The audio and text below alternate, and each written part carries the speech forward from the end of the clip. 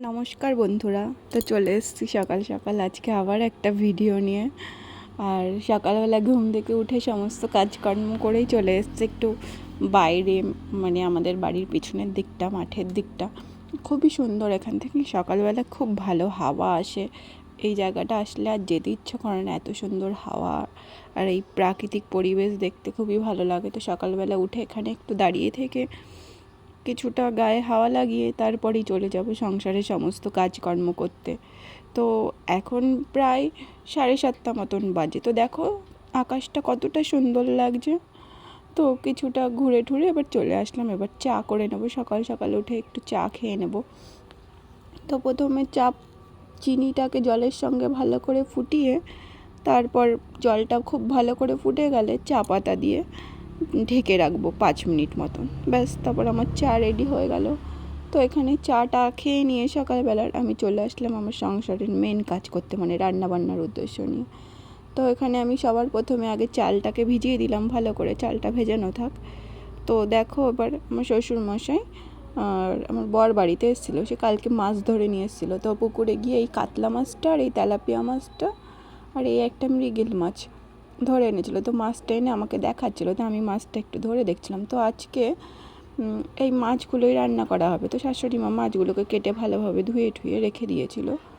তো আর যেহেতু কাতলা মাছ আছে, তাই ভাবলাম কাতলা মাছের মাথাটা দিয়ে একটু বাঁধাকপি রান্না করা যাবে। তো তার জন্য আমি বাঁধাকপিটাকে কেটে নিচ্ছিলাম টুকরো টুকরো করে। অনেক দিন ধরে মাছের মাথা দিয়ে একটু বাঁধাকপি খাওয়া হয় না, তো আজকে খুব ইচ্ছে করছিলো, যেহেতু মাছের মাথাটা আছে তাই ভাবলাম এই মাছের মাথাটা দিয়ে বাঁধাকপি করা যাবে। তো শাশুড়ি মা অন্য কাজ করছিলো, আমি এদিকে সবজিগুলো কেটে কেটে আস্তে আস্তে একটু রেডি করে রাখছিলাম। কেটে গুছিয়ে দিলে শাশুড়ি মা উনুনে বসে বসে রান্না করে নেবে। তো এখানে আমি বাঁধাকপিটা প্রায় সমস্তটাই কেটে নিয়েছিলাম, বেশি কাটিনি, অল্প একটুই কেটেছিলাম। তো বাঁধাকপিটা কাটা হয়ে গেলে আমি এটাকে ভালো করে ধুয়ে ঠুয়ে একবারে রেডি করে নেবো। তো দেখো দুটো বাঁধাকপি ছিল। বাঁধাকপিগুলো যেহেতু এখন সিজন না, তো একটু শক্ত শক্তও লাগছিলো কেমন। তো সেটা কোনো ব্যাপার না, আমি বাঁধাকপিটাকে কেটে নিলাম আস্তে আস্তে করে পুরোটা। তো এখানে আমার সমস্ত বাঁধাকপিটা কাটা হয়ে গেছে, এবার ভালো করে ধুয়ে নেওয়ার পালা জল দিয়ে। তো বাঁধাকপিটা কাটা হয়ে গেলে আমি এখানে আলুটা কেটে নেব। তো যেহেতু বাঁধাকপি দিয়ে মাছের মাথা দিয়ে হবে আর মাছের ঝোল করা হবে, তো দুটো সবজিরই আলু আমি পরিমাণ মতন এখানে কেটে নিয়েছিলাম। তো প্রথমে বাঁধাকপির জন্য ছোট ছোট করে আলু কেটে নেব, তারপর মাছের জন্য যতটা লাগবে পরিমাণ মতন কেটে নেব। তো মাছটা মা কী করবে আমি জানি না, তাই আমি প্রথমে এখানে বাঁধাকপির আলুটাকে টুকরো টুকরো করে কেটে নিচ্ছিলাম। খুবই পাতলা পাতলা করে কাটবো, তাহলে না আলুটা খুব তাড়াতাড়ি সেদ্ধ হয়ে যাবে আর ভালো হবে। আর এরপর বাঁধাকপির আলুটা দেখো কাটা হয়ে গেল, তারপর আমি মাছের জন্য পাতলা পাতলা করে লম্বা লম্বা করে কেটে নিচ্ছিলাম। তো আলুটা কাটা হয়ে গেলে আমি এখানে সবজিগুলোর জন্য যে মশলা করা হবে, মানে বাঁধাকপির যে মশলা আর মাছের যে মশলা, সে দুটো মশলা আমি একবারই করে নেবো। তার জন্য আমি প্রথমে এখানে দিয়ে দিলাম কিছুটা আদা কুচি, আর দিয়ে দিলাম বেশ খানিকটা গোটা জিরে, আর দিয়ে দিলাম কাঁচা লঙ্কা। তো এই মশলাটাকে আমি একবারে করে নেব, কারণ দুটো সবজিতেই একই মশলাটাই লাগবে। তারপর জল দিয়ে দিলাম একটু সামান্য, তারপর জল দেওয়ার পর এখানে ভালো করে পেস্ট করে নেব। তো দেখো আমার এখানে মিক্সিতে করা রেডি হয়ে গেছে। এখন আর শিলনোড়ায় বাটতে ইচ্ছে করে না, তাই মিক্সিতেই বেটে নিলাম। তো মা এদিকে বলছিল যে কাতলা মাছটা রান্না করবে, তাই এদিকে কুমড়োর ডাঁটাগুলো কেটে নিয়েছিল। আগের দিন সে কুমড়োর ডাঁটা দিয়ে মাছের ঝোল করেছিল, তার বাবার খুব পছন্দ হয়েছিল, তো আজকেও খেতে চেয়েছিল, তাই মা কুমড়োর ডাঁটা দিয়ে মাছগুলো করবে বলে ঠিক করেছিল। তো এদিকে দেখো মা মাছগুলোকে ধুয়ে নিয়ে কেটে টেটে ধুয়ে নিয়েছে ভালো করে। এদিকে কাতলা মাছের মাথাটা আছে, এটা দিয়ে বাঁধাকপি রান্না করা হবে। আর এইদিকে যে মাছের পিসগুলো দেখছো, একটা তেলাপিয়া মাছ, ওইটা আমার জন্য। আর এইদিকে দেখছো কাতলা মাছের পিস।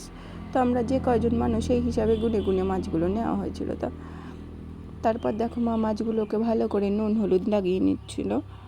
নুন হলুদটা মাখানো হয়ে গেছে রেডি। তো মা এদিকে উনুন ধরাবে বলে কড়াই বসিয়ে দিয়েছিল। ভাতটা আগেই করে নিয়েছিল মা, তো ভাতটার ভিডিওতে দেখানো হয়নি। তো এইদিকে দেখো মা উনুনটা ধরিয়ে কড়াইটা একটু সামান্য গরম হলে ওর মধ্যে দিয়ে দিল সর্ষে তেল। এবার তেলটা সামান্য গরম হয়ে গেলেই আস্তে আস্তে যে মাছগুলো নুন হলুদ লাগিয়ে রেখেছিল, ওই মাছের টুকরোগুলো দিয়ে এবার ভালো করে মাছগুলোকে এবার ভেজে নেওয়া হবে। তো এখানে দেখো মা সব মাছগুলো দিয়ে দিয়েছিল আর খুব ভালো করে মাছগুলোকে ভেজে নিচ্ছিল। তো প্রথমে আগে মাছের তরকারিটা করে নেবে, তারপর বাঁধাকপিটা করা হবে। তো যেহেতু গ্রামের রান্না মানে প্রথম থেকেই খুব সামান্য মশলার খুব সামান্য জিনিস দিয়েই রান্না করা হয়, মানে আলাদা কিছু এক্সট্রা অর্ডিনারি থাকে না, খুব ঘরোয়াভাবেই রান্না করা হয়, বেশি তেল মশলা দেওয়া হয় না। তেল মশলা ছাড়া তো আমরা এরকম খুব সাধারণ রান্না খেয়ে খেয়ে অভ্যস্ত আমার শ্বশুর শাশুড়ি। আর তারপর আমার বিয়ে হয়েছে রিসেন্টলি, তো প্রায় 3-4 মাস হয়ে গেছে। তো আমিও যেন ওদের সঙ্গে প্রায় আস্তে আস্তে অভ্যস্তই হয়ে যাচ্ছে এরকম খাওয়া দাওয়া, তেল মশলা খাবার সব বাপের বাড়িতে গেলেই খাওয়া হয়। তো দেখো এখানে মাছ ভাজা হয়ে গেছে, তুলে নিয়েছিল। তো তারপর এখানে দিয়ে দিল অল্প একটু পাঁচ ফোড়ন, আর এখানে দিয়েছিল কাঁচা লঙ্কা আর একটু তেজপাতা। তারপরে যে কুমড়ো ডাঁটাগুলো কেটে রেখেছিল আর আলু দিয়ে সেইটাই দিয়ে দিল।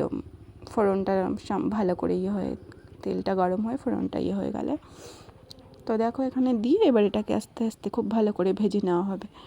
একটু ভালো করে ভাজবে, লাল লাল করে, যাতে ডাঁটাগুলো প্রায় অর্ধেকটাই সেদ্ধ হয়ে যায়। এখানে তোমরা চাইলে এখানে ঢাকা দিয়েও ভাজতে পারো। আর তার মধ্যে দিয়ে দেওয়া হলো নুন আর সামান্য পরিমাণ হলুদ, তোমরা তোমাদের পরিমাণ মতন ব্যবহার করতে পারো। তো আজকে মাছের ঝোলটা মা একটু আলাদাভাবেই করছিলো, আগের দিন এই জায়গাটায় মশলাটা দিয়ে কষিয়ে নিয়েছিলো। আজকে মা বলছিল যে নুন হলুদ দেওয়ার পর জল দিয়ে ভালো করে ফুটিয়ে নিয়ে, তারপর যখন জলটা ভালো করে ফুটে যাবে, ঠিক নামানোর কিছুটা আগে মশলাটা দিয়ে দেওয়া হবে। তো মশলাটা দিয়ে দিলে নাকি ওই টাইমে গন্ধটা খুব ভালো হয় আর টেস্টটাও ভালো হয়। আমি এরকমভাবে খাইনি, আমি এটা আমার শাশুড়ি মার কাছ থেকেই শিখেছি। আমি দেখতাম উনি জিরের গুঁড়োটাও খুব মানে নামানোর আগে দিত, এর থেকে রান্নার সেন্টটা মানে গন্ধটা ভালো আসতো। তো দেখো ওর মধ্যে যখন ওই আদা জিরে কাঁচা লঙ্কার পেস্টটা দিয়ে দিল, তারপর আরেকটু ভালো করে ফুটিয়ে নিয়ে একটু নাড়িয়ে চাড়িয়ে উপর থেকে যে মাছ ভেজে রেখেছিলো সেই টুকরোগুলো ছেড়ে দিল। তারপর একটু ঢাকা দিয়ে দিল। এবার ঢাকা দিয়ে বেশ খানিকক্ষণ পরে নামিয়ে নিল। এতে না মশলার গন্ধটাও খুব ভালো থাকে আর মশলাটা পুড়েও যায় না। তো আমাদের এখানে মাছের ঝোল রেডি হয়ে গেছে। তো তারপরে আবার কড়াইটা পরিষ্কার করে নিয়ে এবার কড়াইয়ের মধ্যে একটু তেল দিয়ে দিল। আর তেল দিয়েই প্রথম পার্ট হচ্ছে যে কাতলা মাছের মাথার টুকরোটা ছিল, এই মাথার একটা টুকরো একটু ভেজে নিল। তা অল্প করেই ভেজে নিয়েছিল, আরেকটা টুকরো ছিল মা ওই টুকরোটা রেখে দিয়েছে, হয়তো মার মাছের মাথা দিয়ে মুগ ডাল খেতে ইচ্ছে করছিলো তাই রেখে দিয়েছে। মা বলছিল পরের দিন মুগ ডাল করে দেবো মাছের মাথা দিয়ে। তো ওই মাছের যে টুকরোটা ছিল ওটাকে খুব ভালো করে ভেজে নিয়ে একটু ওর কড়াইয়ের মধ্যে ভেঙে চুড়ে দিল, যাতে গোটা গোটা না থাকে। তো তারপর কড়াইয়ের মধ্যে একটু কাঁচা লঙ্কা দিয়ে আর পাঁচ ফোড়ন দিয়ে দিল যে একটু কেটে রাখা টুকরো টুকরো আলু। এবার আলু আর যে পাঁচ ফোড়নটা ওটাকে খুব ভালো করে ভেজে নিয়ে তারপর যে কাঁচা বাঁধাকপিটা ছিল ওই বাঁধাকপিটা দিয়ে দিল। এবার বাঁধাকপিটা দিয়ে খুব ভালো করে ভেজে নিয়ে নাড়িয়ে চাড়িয়ে একটু ঢাকা দিয়ে দেবে, যাতে কড়াইয়ের মধ্যেই সেদ্ধ হয়ে যায়। তো আমি ভেবেছিলাম বাঁধাকপিটা একটু আগে থেকে সেদ্ধ করে নেবো, তো অনেক টাইম হয়ে গেছিলো আর খাওয়ার সময় হয়ে যাচ্ছিলো, আজকে একটু দেরি হয়ে গেছিলো তাই আর বাঁধাকপিটা ভাপানো হয়নি। তো দেখো মা খুব ঢেকেই রান্না করছিলো। তো ঢেকে বাঁধাকপিটা প্রায় অনেকটাই সেদ্ধ হয়ে যাচ্ছিলো। তো ঢাকনা খুলে এরপর মা সামান্য পরিমাণ একটু নুন আর সামান্য পরিমাণ হলুদ দিয়ে দিল। তো এবার নুন হলুদ দিয়ে ভালো করে নাড়িয়ে চাড়িয়ে নেওয়া হলো। এইভাবে ঢাকতে থাকলে আস্তে আস্তে বাঁধাকপিটা খুব ভালোভাবে মজে যাবে। তো এইখানে রান্নাটা মানে আমি আমার শাশুড়ির কাছ থেকে এটা খুব আলাদাভাবেই শিখলাম। আমার বাপের বাড়িতে একটু অন্যভাবেই রান্নাবান্না করা হয়, এখানে একটু অন্যভাবেই করা হয়, আলাদা দু জায়গায় যেন দুটো আলাদা পরিমাণ রান্না।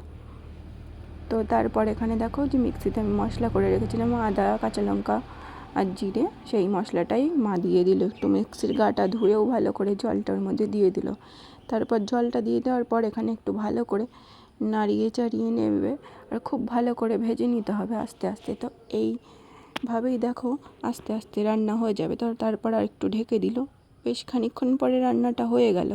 তো দেখো রান্না হয়ে গেলে মা এখানে বাঁধাকপি ভাজাটাকে নামিয়ে নিয়ে এসছে। তো কত সুন্দর হয়েছে দেখো, শুকনোই রেখেছিল, বেশি ঝোল ঠোল করেনি। তো এখানে আমাদের আজকে রান্না রেডি হয়ে গেছে। তো থ্যাঙ্কস ফর ওয়াচিং। ভালো লাগলে ভিডিওটি অবশ্যই লাইক কমেন্ট শেয়ার আর ফলো করে দেবেন আর পাশে থাকবেন। Thank you, tata.